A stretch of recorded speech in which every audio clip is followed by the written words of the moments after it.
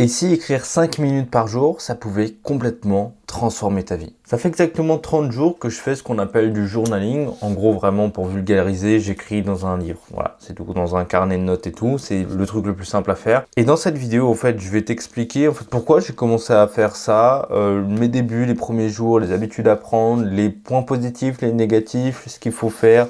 En fait, ce que j'ai appris du journaling et pourquoi pas te donner l'envie de tester le journaling à ton tour. Moi, ça, en tout cas, en tant que résultat, ça m'a vraiment aidé à progresser dans ma vie perso, tout ce qui est sentiments, émotions, contrôle de soi, dev perso, grosso merdo, et le côté entrepreneurial, les idées, la façon de faire, les objectifs, les to-do list, ça m'a aidé là-dedans aussi. Donc j'ai vraiment évolué dans ces deux gros domaines de ma vie.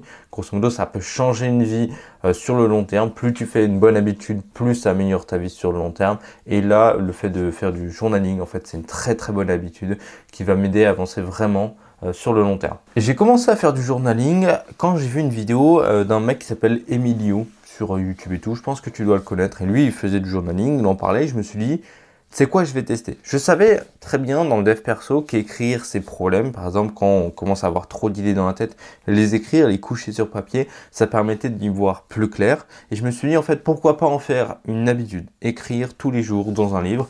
Du coup, j'ai acheté un premier livre, j'ai surtout trouvé un carnet de notes que j'avais chez moi, un truc un peu pourrave et tout. Puis j'ai changé sur un autre carnet de notes, j'en ai fait une autre vidéo où je compare un petit peu le carnet de notes qu'on peut avoir. Et j'ai fini par acheter, en tout cas on m'a offert un carnet de notes comme celui-ci. C'est vraiment un carnet de notes hyper pro, hyper beau, tu vois, ça donne envie d'écrire dedans, ça donne envie de sortir avec et d'écrire avec. Donc mon objectif c'était au moins d'écrire tous les jours quelque chose, peu importe ce que c'était, d'écrire un truc. Par exemple, j'allais souvent me balader dans les bois, je fais toujours ça d'ailleurs. Je vais me balader dans les bois, je prends pas mon téléphone, je prends juste mon carnet de notes, je me pose sur un banc, mon banc de d'habitude, et j'écris. Voilà, j'écris ce qui me passe par la tête, et le fait de pas avoir mon téléphone, pas de distraction et tout, ça me permet vraiment d'être focus sur ce que j'ai envie d'écrire, et ça me permet de trouver de nouvelles idées, d'aller plus loin, et plein d'autres points positifs. Il y en a qui font des journaux, par exemple, de gratitude, des journaux, des to-do list, etc. Moi, je mets tout là-dedans. Je fais de la gratitude, je mets mes idées, je fais mes to-do, je fais ce que j'ai à faire, j'écris mes pensées et tout. Voilà, je couche tout sur papier. Évidemment, je le remplis un peu plus vite, mais c'est un peu le chaos. Mais ça me permet vraiment de coucher tout ce qu'il y a dans ma tête et d'être beaucoup plus clair d'esprit. Donc les premiers jours, comment ça s'est passé? En fait, les premiers jours de ce livre-là, j'avais surtout l'impression de devoir, c'était un devoir d'écrire dans ce livre. Ça faisait du bien en tout cas de commencer à balancer un petit peu ce que j'avais sur le cœur, dans la tête, mes idées surtout, voilà, j'avais aussi fait ma gratitude et tout, qu'est-ce que je veux faire, voilà, écrire dans ce journal de gratitude et garder voilà une autre idée, un truc comme ça, tu vois, c'était vraiment cool. Mais les premiers jours, ça a été ça. Ça a été des idées, des trucs à faire, un peu de travail, par exemple des idées de formation à faire. J'ai écrit ça. Après, encore pas mal d'idées. Tu vois, dès que j'ai des idées, je les note et tout.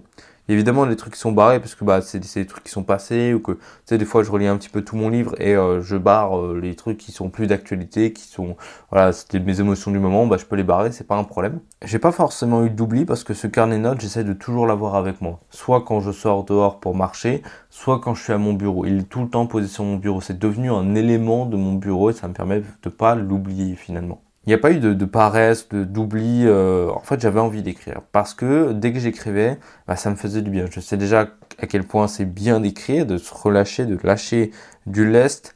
Et là, du coup, en fait, j'ai voulu continuer encore et encore, donc pas d'oubli. Et les effets sont quasi immédiats. En tout cas, quand tu es en train de... Je sais pas si tu vois dans les dessins animés, tu as une sorte de boule cribouillie là au-dessus de ta tête, quand quelqu'un il se prend la tête ou il est triste et tout. Là, en fait, avec ça, c'est comme si tu gommais cette boule de gribouillis et tu la mettais directement sur le papier. Et en fait, dans ta tête, ça va beaucoup mieux. C'est exactement l'effet que ça fait directement. Dès que tu commences à écrire, ça va beaucoup mieux. Du coup, plus j'ai fait ça, plus j'ai eu des changements progressifs. Une clarté mentale accrue, de meilleures idées, de nouvelles idées. Et du coup, par exemple, là, le projet School que je suis en train de créer avec un ami, je l'ai trouvé là-dedans.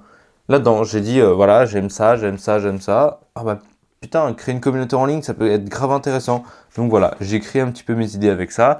Qu'est-ce que j'attendais, quels étaient mes objectifs à court terme et tout. Du coup, avec mon pote, on a pu en discuter. Et parce que j'ai trouvé cette idée grâce à ça. Par contre, j'ai écrit un moment que j'avais l'impression de devoir, comme une obligation, écrire dans ce journal tous les jours. je suis tombé dans un piège, en fait. C'était le piège d'avoir l'impression de devoir le faire. Que ce soit écrire par habitude, comme si c'était un petit peu un journal superficiel et plus simplement un carnet de notes du journaling. Je suis tombé dans ce premier piège-là et je l'ai résolu simplement en me disant que, en fait, je prends ce livre quand j'ai besoin d'écrire, de me vider la tête et quand je suis en train de me balader, quand j'ai du temps. Tu sais, on trouve souvent de nouvelles idées, des nouvelles façons de faire, des nouvelles choses quand on a du temps, pas quand on est hyper occupé, etc. Donc dès que j'ai du temps, que je fais rien de spécial, je le prends avec moi et je me balade avec. C'est les seuls moments où je suis vraiment concentré dessus. J'essaie pas de me forcer parce qu'il y a des fois où je suis sorti dehors et tout, j'ai pris mon livre, je n'ai jamais écrit dedans parce qu'en fait j'avais tout simplement rien à écrire dedans.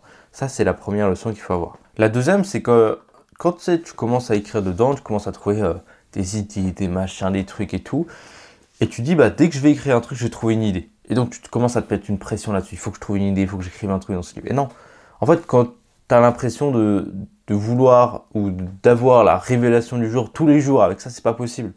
Moi le groupe school avec mon pote, c'est une idée que j'ai eue, mais c'est tout. J'ai pas eu de grandes idées à part ça, juste des idées de vidéos, des petits trucs à faire pour améliorer mon business et tout, mais rien de malade mental, tu vois. Il faut pas se dire que faire du journaling, ça va, tu vas avoir une idée de génie tous les jours. C'est pas possible. Ça va améliorer ta vie, tu vas pouvoir trouver une bonne idée peut-être par mois, mais c'est tout. Ça va pas aller plus loin. Le reste, ce sera des idées un petit peu moyennes, des idées petites cool, tu vois, des trucs en plus, mais rien d'exceptionnel.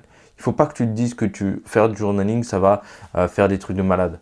Faut pas te dire ça. Et la troisième leçon un petit peu que j'ai eue grâce à ça, c'est en fait, on se juge beaucoup au début. On a l'impression de ne pas pouvoir dire les choses. Tu sais, il y a deux choses. Il y a la petite voix dans ta tête qui pense et il y a ce que tu écris vraiment. Faire du journaling, c'est dès que ta petite voix, elle pense un truc, tu l'écris. Peu importe ce que c'est, peu importe la façon dont elle est, tu l'écris de la manière la plus brute possible. Elle est là, tu la balances. T'essaies pas de reformuler, de faire... Non, non, tu la balances telle qu'elle est. Parce que sinon, si tu opposes un filtre entre ce que tu vas écrire et ce que tu penses vraiment, ça va pas marcher. Il faut que tu arrêtes de juger, il faut que tu arrêtes de réfléchir, il faut juste que tu balances tout ce que tu as dans la tête, dans le format le plus brut possible. C'est comme ça que tu vas réussir à faire du bon journaling. Donc si tu veux faire du journaling, il y a plusieurs choses à faire. Prendre un cahier, carnet de notes n'importe lequel, un stylo, c'est bien quand tu peux accrocher ton stylo à ton carnet de notes, ça c'est vraiment top. Un carnet dans lequel tu as envie d'écrire, mais commence d'abord avec n'importe quel carnet un petit peu pourri que tu as chez toi, te prends pas la tête.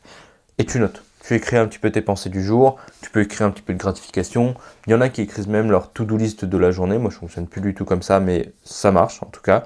Prends un truc qui est petit, que tu peux emporter partout, ça c'est aussi important. Donc dis-moi si tu tiens un journal déjà, quelles sont tes habitudes quand tu tiens un journal, et si tu veux commencer le journaling, tu veux ce petit bouquin-là, tu as le lien dans la description.